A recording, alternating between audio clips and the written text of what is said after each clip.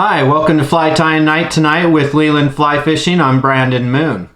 Tonight we're going to be tying up our Golden Blaze Golden Stone Nymph. This is going to be tied on the Moonlit Premium Tagata ML501 1X long, 1X strong jig hook, and also using the Moonlit slotted copper tungsten beads. So with that, we'll go ahead and get started today. The thread that we're going to be using is Semperfli's Classic Wax 8/0 in yellow. We're going to start that right behind the bead of the hook. And we're just going to wrap that, creating a nice smooth underbody to the back bend of the hook. And then we're going to go just a little bit further below that, down that bend, just so that we can create a little bit of a bump for our goose biot legs, or tail, that we're going to tie in here. So I'll snip that out with a razor blade. I like the clean cut on the blade that I get versus scissors. And we'll go and create a little thread bulge right there that's going to help splay out our tail. For our tail, we're using Semperfli's Goose Biots in Floral Yellow. And as you'll see, these Goose Biots have a natural curvature to them. And I'm going to make sure that I put these curvatures so they face opposite of each other. And you'll see that here in just 1 second as I pull these up. Alright, now you can see how they're splaying away from each other. I'll measure that out, and I want the tail to be about half the length of the hook shank. I'm going to do a couple, 2 or 3 nice and loose wraps, and then I'll kind of cinch it down. That's going to help kind of keep that in place a little bit. I'll go in between those beads some, just to lock it in nice and secure. Now I'm going to take and trim out my goose biots right behind the bead. This so I can create a nice smooth underbody to this. I'm not going to pull too tight so that I'm not going to pull and wrap around the goose biots, and I can have my tail sit in a nice placing. I'm just going to continue securing that down, creating a nice smooth underbody, not getting in too much of a rush because I want that smooth underbody on this fly. We'll just keep wrapping those all the way up into the bead. And then we'll go back to the tail point where we'll tie in our body material. The body material we're going to use for this pattern is the Magpie Premium Wild Barred Turkey Biots in Golden Stone. I'm going to check that so I can make sure I know where the ridge point is on this. And I'm going to tie this tip point with the ridge facing the bottom side of the hook, so that when I wrap, the back edge is the ridged edge.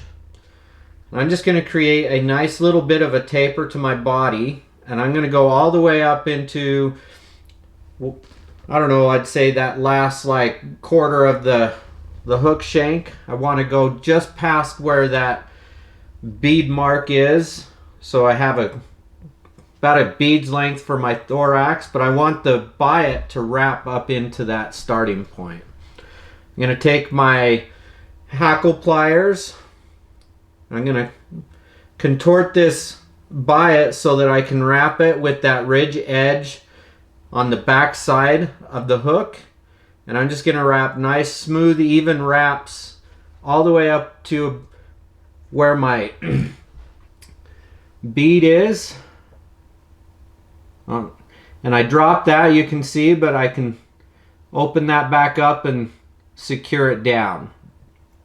I'm going to secure it down over the top with about 2 wraps.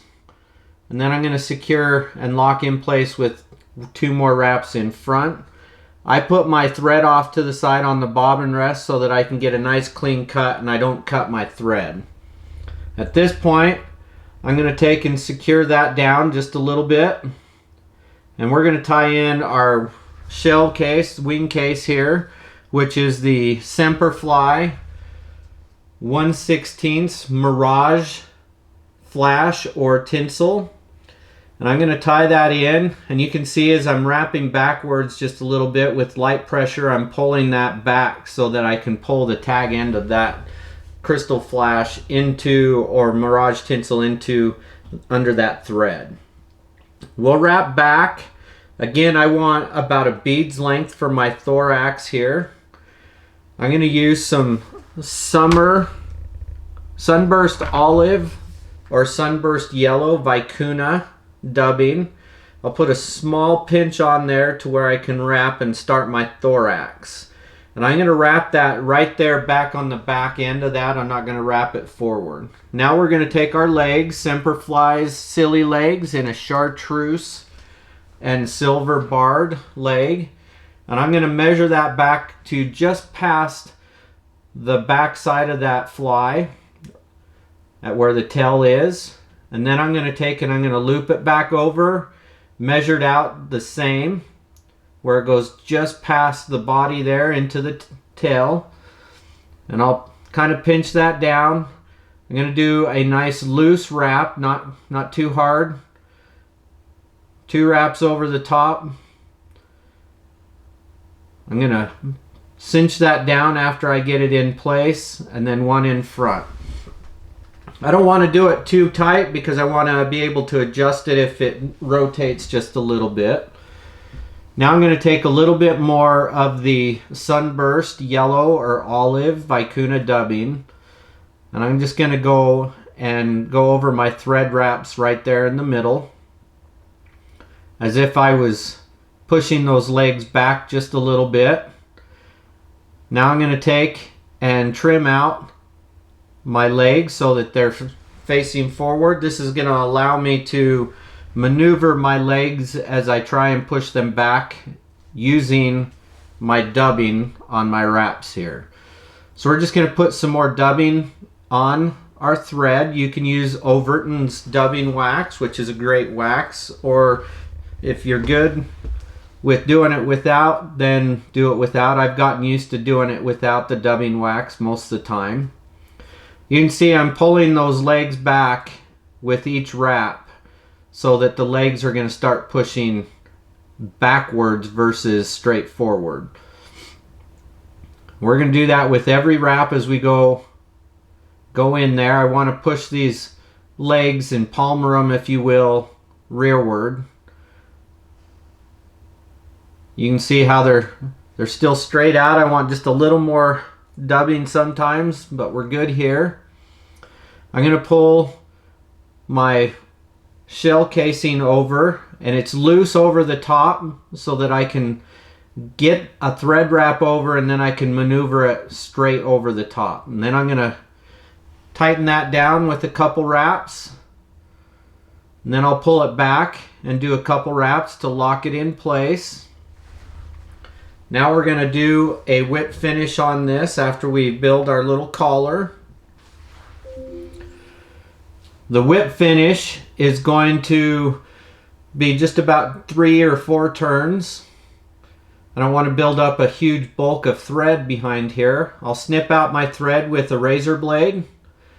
Now I'm going to take my razor blade and I'm going to pull the tinsel or flash kind of up at an angle and trim that out with the blade as well. Now I'll measure my legs out so that they're the same length and trim those out so that they're done. Now we're going to take some UV resin. I like the Solarez Thin Hard UV resin, and I'm just going to create a little shine over the top, build up just a little bit, cure that up with our pin, and that's how it's done. That's the end of that. You can see how this has nice glow to it, which is going to be awesome.